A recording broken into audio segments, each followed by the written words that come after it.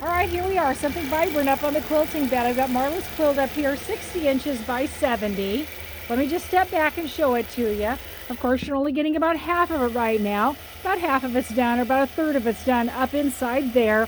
Half square triangles all the way around, black in the centers of each, and then this mottled various colors. Very intriguing, almost like an optical illusion. So the design that we chose is my Eddie's design. Look at it. Swirly, swirly, swirly. Looks kind of hypnotic, looks kind of like an optical illusion. Totally fun design right here. So many colors to look at. So Marla was awesome and chose my fantastic Celebration Variegated thread. It carries the colors that she has in the quilt right here. Of course, you really can't see it very much in the colored sections, but you wouldn't have seen any color anyway. But look at that. You can really see it in the blacks. It is just magnificent.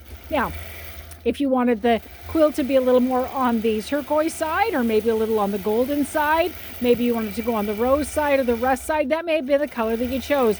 In this case, grabbing all of those colors and mixing them in together is going to create a beautiful variegation of the thread right there. Of the quilt right there.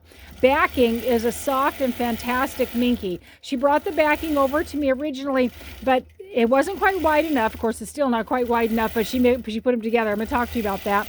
And so she had put two pieces together. The backing is only 60 wide, but the front is 60 by 70. And I need to have at least 3 inches all the way around. And when you're talking minky, I need to have a little more than 3 inches all the way around. And so 60 inches with the front and 60 inches on the back was not going to cut it. So she actually attached two pieces together, but the first time it got a little wonky. Minky can be slippery. It can be a challenge. It can be kind of a hurtful little gal sometimes when she gives you a hard time. When you're cutting your minky, you're going to want to do that in a couple of ways. I do it outside usually, and then you're going to want to shake all of those fluffies away. You can do it by putting packing tape against the edge and then cutting along that, and most of the fluffies will stick to the packing tape.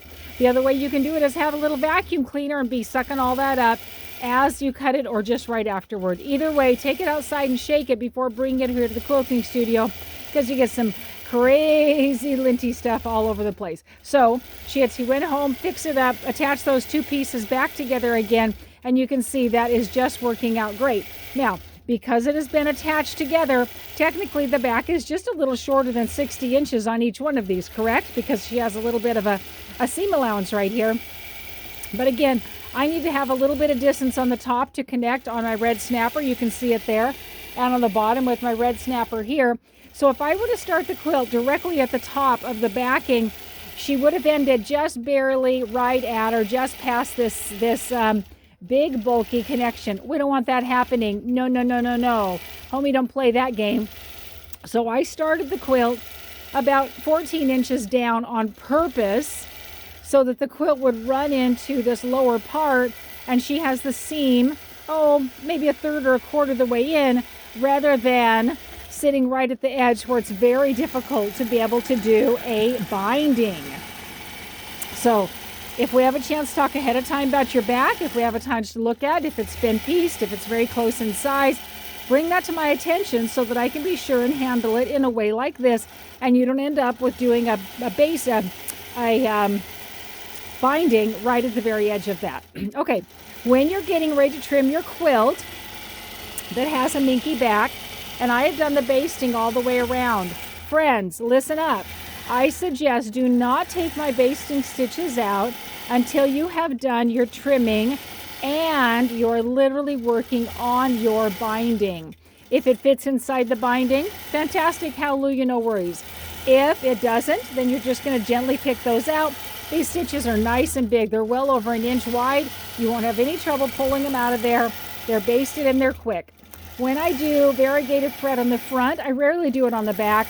And on minky, you're not going to see it at all, but you are going to see that fantastic embossment there. So the backing has my charcoal color of thread. Back there, it's sinking in. You'll never know, but look how cuddly and comfy that is going to be. I've got myself another row or two to do here. And then this smashing, fantastically beautiful variegated thread quilt will be finished up.